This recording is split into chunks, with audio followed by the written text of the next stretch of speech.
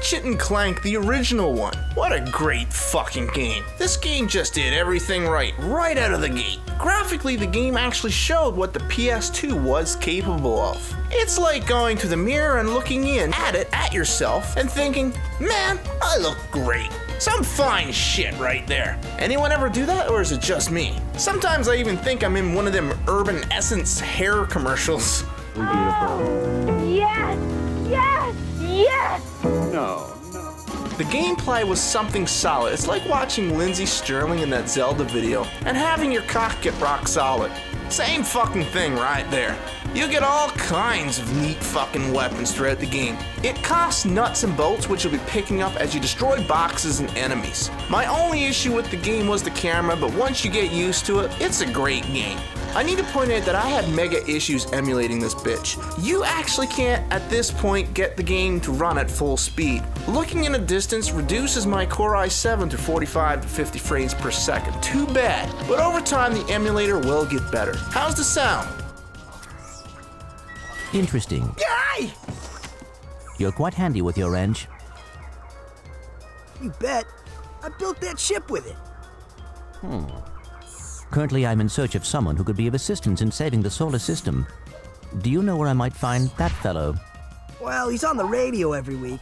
Other than that, no. The game was iconic, and the game music was also on par. Mainly its voice acting, though it was a little on the, for lack of better words, childish side, but funny all the same. This game was fun. It's like masturbating on a roller coaster ride. Now that's some fun shit right there.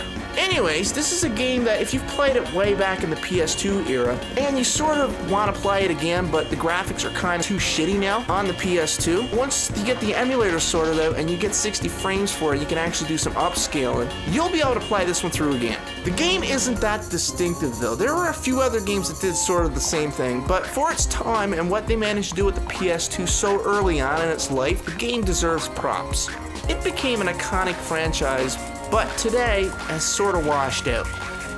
So let's recap. The jumping was done great, the weapons were amazing to say the least, and you get some really fucked up kind of weapons, like take this flamethrower, that's just one you buy. I never played into it too much, but you're gonna get like some magnetic weapons and some other crazy fucked up shit which is just outstanding. The story is a little bit childish, but it's just a fun game to play. Voice acting was done great. I mean, they had voiceovers, which was new at the time. It's kind of a platforming game, which kind of brings a nostalgic feel through the old 2D side-scrollers we used to play, and it was done right when they converted it to 3D. The health bar up top only contains 4 bars. The slightest little thing and you lose 1 health, and 4 hits and you're dead, and you have to go back to your last save.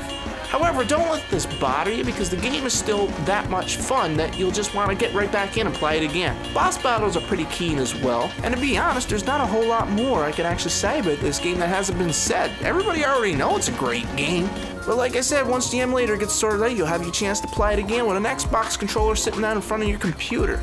Now I have to send out my thanks to the guys developing this PSC2, whatever the fuck they got it named, emulator. It's a great emulator, but this is one of the games where they need to tighten up their coding a little bit so we can all get 60 frames per second. Anyways, thanks for joining me. This is DTR. Communicate later, fuckers.